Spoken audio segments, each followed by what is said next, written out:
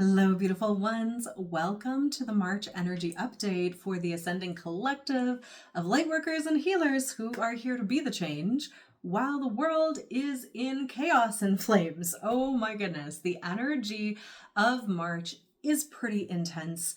When I looked at it psychically, it was a continuation of February. So if you missed my February energy update, that's okay. I will recap just a little bit so it makes sense for you. But if we haven't met yet, I should mention my name's Casey Knight, and I have the Luminous Evolution Academy and coaching that is here to support lightworkers and healers amplify their soul gifts, share their magic with their world, and be abundant as fuck and have some fun doing it. And for the past 5 years, I've been taking the energetic pulse of what is happening both psychically and energetically, but also looking at the astrology and the archetypes and basically how we can utilize that to focus our energy and navigate what is coming up. So the energy for the last 5 years has been ramping up in intensity, and there was a few years before, I guess actually February was my 5-year anniversary, 6-year anniversary of doing these updates. At first they were just for clients, and then my role has expanded, and I had for a long time been saying, like, get ready, we need to prepare, get ready, it's going to be chaotic, like get your stability and your foundations and your self-care on point because things are going to get crazy.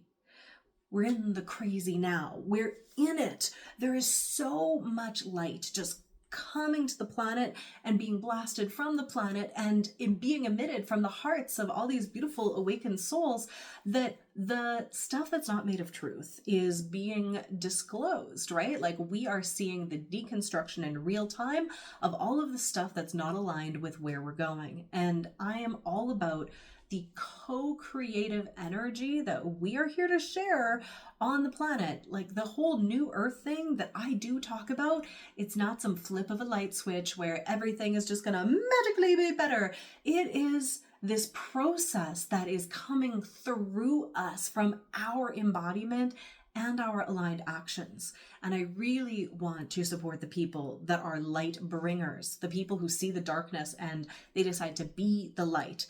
And right now it's more important than ever. Oh my gosh. So to go back to February, what I saw was something I didn't want to share because it was kind of intense, and I don't ever like to instigate fear, but now that I'm looking back, I'm like, oh yeah, well, it's because stuff was getting, for the collective who is focused on the darkness, scary. There's also a beautiful group of us who have our eyes on the prize and who are feeling the beautiful blasts of divine light that are coming through, that are illuminating things as this pleasurable, joyful thing. It feels so good, but it's just creating so much tension and unrest in the collective because it is so intense and it is dissolving all of that stuff that can't come with us. So February, I saw these blasts of energy that were basically hitting some people and pelting them, and they were like, oh my gosh, this is too much, this is too much.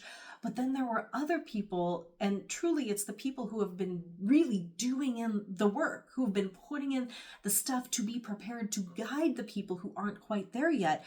The energy was literally going right through them, like phasing through them, because they were at a different frequency that was aligned with this divine source light that's illuminating everything, and it was not hitting them the same way. That was February. And I've seen this play out as we're looking at people who are experiencing absolute chaos, and some people are experiencing it as the apocalypse, the end of times, and like, oh no, the world is ending, and other people going like, oh my gosh, the old world is ending. Like the apocalypse is the revelation, the revealing of the truth, the awakening, the seeing behind the veil. It's the same thing, but a different perspective and frequency. So let's get into March and what the heck is happening, because it is a lot. And when I said last night, Spirit, show me the energy of March, I was suddenly in the trenches. It was a war zone, and there were more blasts of energy that were like people were dodging and ducking. And what I really felt, because all of my psychic visions come with that feeling as well as the seeing and the knowing. It was that everybody who was in the trenches, their cortisol levels were spiked, adrenaline, their stress, they felt like they were under attack, and they were very stressed out, like incredibly stressed out. It was intense. But then the camera panned out, and I saw these people who were sitting in Zen through the mayhem. They were sitting and they were like meditating, or they were just like sipping tea. They were chilling in these golden bubbles. It was almost like a force field. Now, in my free frequency upgrade academy, I teach something called the sparkle field, and this reminded me of that, but it was not iridescent sparkles. It was literally this golden energy around them. And some people who were in the trenches were able to look up and notice those people in the golden bubbles. And the people in the golden bubbles, they could see the people in the trenches, but not everybody could see everybody. Some people were invisible to each other, like the frequency was too far apart. But some people could see each other, and then they were able to enter the golden bubble from the trenches. And that golden bubble could expand and bring in people where there would be this bastion of peace, like an oasis in a desert that was just like, we're gonna be okay. We're gonna be okay. And it was beautiful, full of divine love. So that is what psychically was coming through for the energy of March, like the intensity of war. And for some places on Earth, this could be physical war, it could be natural disasters, but it's also just like the geopolitical landscape and the intensity and the of everything that is raising their stress levels through the roof, so they feel under attack constantly. It's a spicy one. It's a very spicy one, but we came for this time. So I want to talk about the specific energy that's being reflected from the planets and the moon about where we are. It's always a reflection, right? It's not causation. It's this correlation that allows us to see what's happening energetically. And we begin March in Pisces season, which is the last sign of the zodiac, which in its like least evolved state is the unanchored, untethered dreamer who gets nothing done, right? Just lost in the clouds. In its ascended energy, Pisces is the bodhisattva who basically has this enlightened energy, but is saying, I'm not just going to sit in my own energy bubble. I am not going to rest until the whole world comes with me. It is the embodiment of unity consciousness and aligned action through compassionate love. And so those golden bubbles had very much that Piscean bodhisattva energy of like, not going out to force anything, but when people were available to it, they were like, come sit with me and it's going to be okay. Feel the divine love. So I didn't make that connection until right now, but here it is. So Pisces is going to be our overarching beginning energy, but we do have this Venus retrograde happening into Aries, which is the first sign of the zodiac, just on March 2nd. So a reminder, Aries energy, first sign of the zodiac, that is the energy of new life, birth, initiation. And in its shadow, it's like competitive energy, like dog eat dog survival, like I must go first. But in its ascended form, it is that energy of like, let's get things started. And I'm going to go first because I'm so excited, but I want you to come along with me. And it's pioneering energy. It's exploring energy. It's that new burst of enthusiasm energy that we require to get new things started. So when Venus, which is the sign of the divine feminine and our beingness and that embodiment, retrogrades into Aries, I think it's going to be bringing up all of the shadow shit that is like you doubting your ability to get things done, you doubting your worthiness to be a leader, to be a pioneer, to be in leadership as a light worker, as a healer. Like, who am I to go first? Who are you not to be, my friend? Someone has to do it, and you have a capacity that is beyond most people's. So you are here with leadership codes, and it's time for you to step up and own it. So as stuff is coming up and it might be kicking your butt, this is your opportunity to be willing to change, to be willing to let stuff go. And there's going to be so much more of that as the month goes on. So like we just have so much. It's going to be so potent if you're willing to allow yourself to let things go, to allow things to change. The retrogrades don't have to kick your butt the way that they sometimes can if you flow with it. If you're like, I'm so grateful for these lessons. So let gratitude anchor you, because there's going to be a Mercury retrograde as well, and some eclipses, which are also potent harbingers of change. And we're also going to move into Aries with the equinox. So like, so much change, so much newness, but all to embody and initiate us into this new earth energy that is here now, and we're co-creating it, okay? It's happening for us, not to us. We have to remember that. So when Mercury enters Aries on March 3rd, Mercury being the perspective or lensing that we're looking through the world with, it's like, how can we get things started? How can we bring that spark of initiation energy into this? And how can we work with the Pisces sun to be like, how can we birth the new world? How can we be the golden bubbles? And how can we invite people into this energy without forcing, without pushing, right? Like, this is the most divine time for you to ignite that spark within and let it shine. All of the opportunities that I have inside the Luminous Evolution brand are to help you access that divine light inside and let it out. So if you're wanting some really deep support, the Luminous Mastermind is now open, and this would just really be the perfect time to join us inside of that space where you can get support in becoming your most radiant, luminous, expressed version and get some new energy flowing. So the applications for the Mastermind are open now.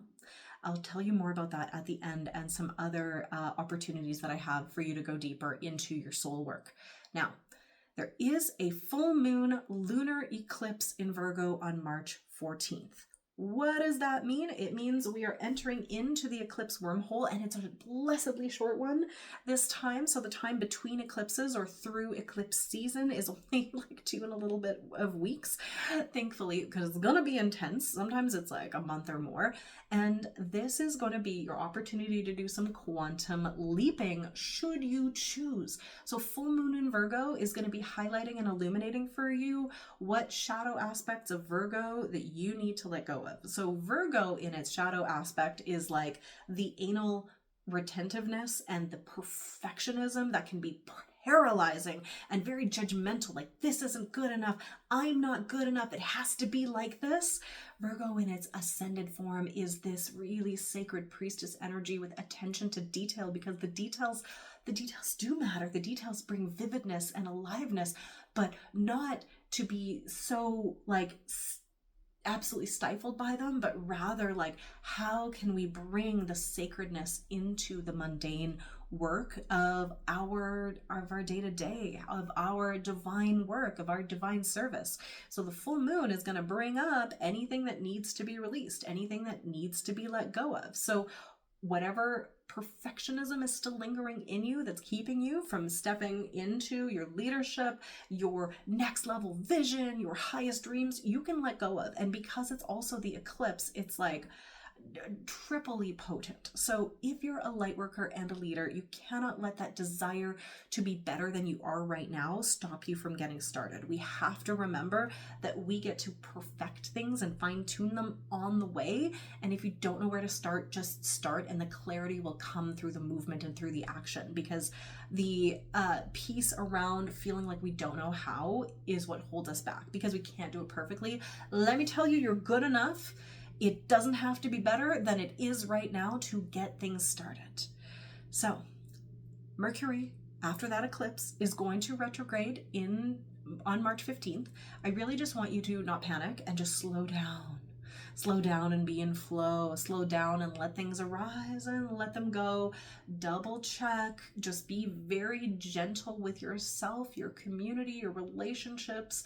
Just be present, and you're going to be okay. All right. This is just a time to not rush, not force, just be in flow. And when it comes up and you doesn't align with you, just let it go. Okay. Let it go when it's ready to go. Slow it down. Just wanted to say that one more time. Just feels so powerful and potent. Now, Sun moves into Aries, which is that first sign of the zodiac, and it is the astrological new year, and it is spring equinox on March the 20th for the northern hemisphere, and it's the fall equinox for the southern hemisphere.